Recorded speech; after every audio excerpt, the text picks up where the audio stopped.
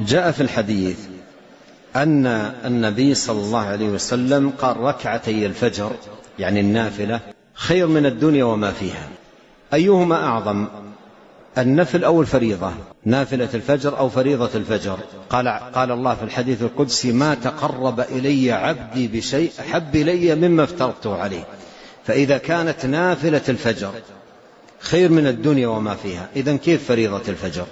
وهنا تدرك الحرمان العظيم الذي يبوء به من ينام عن صلاة الفجر. خسر الدنيا كلها، بل خسر ما هو خير من الدنيا كلها. الآن لو عرض للإنسان متاع من متاع الدنيا الزائل ودعي إليه مبكرا في وقت مبكر لبادر إليه وسارع حتى لا يفوت عليه قليل من الدنيا. فالذي تفوته نافلة الفجر فاته في يومه شيء هو خير من الدنيا وما فيها. وإذا فاتته الفريضة فريضة الفجر فأي شيء فاته إذا كانت النافلة خير من الدنيا وما فيها. فانظر الخسران العظيم الذي يبوء به من تفوته نافلة الفجر وتفوته فريضة الفجر.